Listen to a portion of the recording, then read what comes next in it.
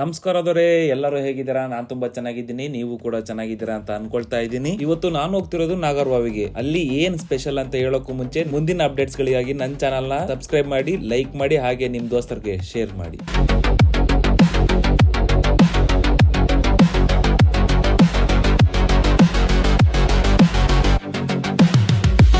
ನಾನು ಹೊರಟಿದ್ದು Sunday. Mostly ಅದಕ್ಕೆ metro ಅಲ್ಲಿ ಜನ ಕಮ್ಮಿ ಅಂತ ಕಾಣಿಸುತ್ತೆ. ಇಲ್ಲ ಅಂದ್ರೆ ಒಬ್ರನ್ನೊಬ್ರು ಫೆವಿಕಲ್ ಹಾಕೊಂಡು ಅಂಟಿಸ್ಕೊಂಡಿದ್ದಾರೇನೋ ಅನ್ಕೊಳ್ಬೇಕು. ಆ ತರ ರಶ್ ಇರುತ್ತೆ ನಮ್ಮ ಮೆಟ್ರೋ ಅಲ್ಲಿ.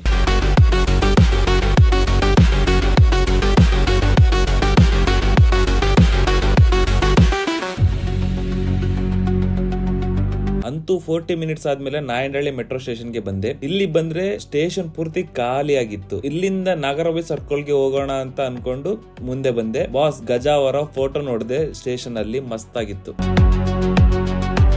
ನಾಗರಬಾವಿ ಸರ್ಕಲ್ ಇಂದ ಡೈರೆಕ್ಟ್ ಆಗಿ ಬಂದಿದ್ದೆ ಲೂಪ್ ಸ್ಟುಡಿಯೋಗೆ. ಈ ಸ್ಟುಡಿಯೋ ಕನ್ನಡದಲ್ಲಿ ನಟ, ನಿರ್ದೇಶಕ, ನಿರ್ಮಾಪಕರಾಗಿ ಹಾಗೂ ಮ್ಯೂಸಿಷಿಯನ್ ಆಗಿ ಕೆಲಸ ಮಾಡುತ್ತಿರುವ ಸಾಧು ಕೋಕಿಲ್ ಅವರದ್ದು. ಈ ಸ್ಟುಡಿಯೋ ಅಲ್ಲಿ ಬಹಳಷ್ಟು ಮೂವಿಯ ಡಬ್ಬಿಂಗ್ ಮತ್ತು ಮ್ಯೂಸಿಕ್ ಗಳು ನಡೆದಿವೆ. ಇಲ್ಲಿಗೆ ನಾನು ಏನಕ್ಕೆ ಬಂದಿದ್ದೀನಿ ಅಂತಂದ್ರೆ, ನಮ್ಮ ಅಣ್ಣನ ಫ್ರೆಂಡ್ಸ್ ಇದ್ದು ಅವರು ಡೈರೆಕ್ಟ್ ಮಾಡಿ ಆಕ್ಟ್ ಮಾಡಿರುವ ಮೂವಿ 1000 ಮೆಮೊರೀಸ್. ನಾನು ಕೂಡ ಒಂದ್ ಸೀನ್ ಅಲ್ಲಿ ಆಕ್ಟಿಂಗ್ ಮಾಡಿದ್ದೆ. ಅದಕ್ಕೋಸ್ಕರ ಮೂವಿಲಿ ನನ್ನ ಕ್ಯಾರೆಕ್ಟರ್ಗೆ ವಾಯ್ಸ್ ಕೊಡೋಣ ಅಂತ ಬಂದಿದ್ದೆ.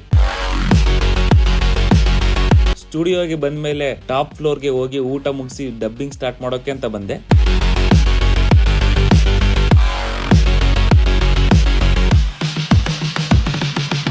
ಇಲ್ಲಿ ಬ್ರೌನ್ ಟಿ ಶರ್ಟ್ ಹಾಕೊಂಡು ಕುಳಿತಿದ್ದಾರಲ್ಲ, ಅವರೇ ಸಿದ್ದು. ನಾನು ಇವರ ಬಗ್ಗೆ ಇನ್ನೂ ಬಹಳಷ್ಟು ಮಾಹಿತಿಯನ್ನು ಮುಂದಿನ ವಿಡಿಯೋಗಳಲ್ಲಿ ಹೇಳ್ತೀನಿ.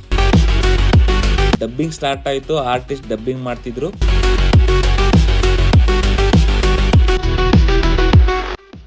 ಬ್ರೇಕ್ ಟೈಮ್ ಅಲ್ಲಿ ಇದ್ರೆ ನೆಮ್ಮದಿಯಾಗಿರ್ಬೇಕು ರಿಲೀಸ್ ಆಗಿತ್ತು, ಅದನ್ನು ಕೂಡ ನೋಡ್ತಿದ್ವಿ.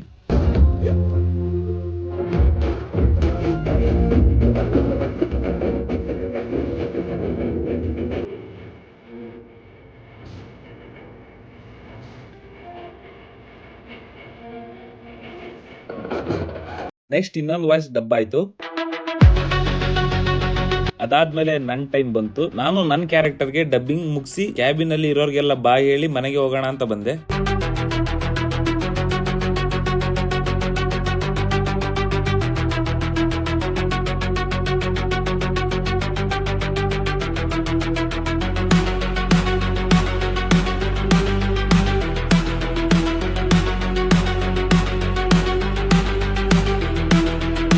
ನಾನು ಹೊರಗಡೆ ಬರ್ಬೇಕಾದ್ರೆ ನಮ್ ದೋಸ್ತ ಉಮಾಪತಿ ಅವರ ಡಬ್ಬಿಂಗ್ ನಡೀತಿತ್ತು.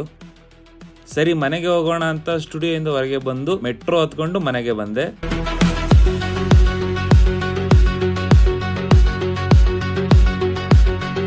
ಇದಾಗಿತ್ತು ಇವತ್ತಿನ ಸ್ಪೆಷಲ್ ವಿಡಿಯೋ. ಮುಂದಿನ ಅಪ್ಡೇಟ್ಸ್ ಗಳಿಗಾಗಿ ನಮ್ಮ ಚಾನೆಲ್ ನ ಸಬ್ಸ್ಕ್ರೈಬ್ ಮಾಡೋದನ್ನ ಮಾತ್ರ ಮರಿಬೇಡಿ. ಓಕೆ ಫ್ರೆಂಡ್ಸ್, ಬಾಯ್.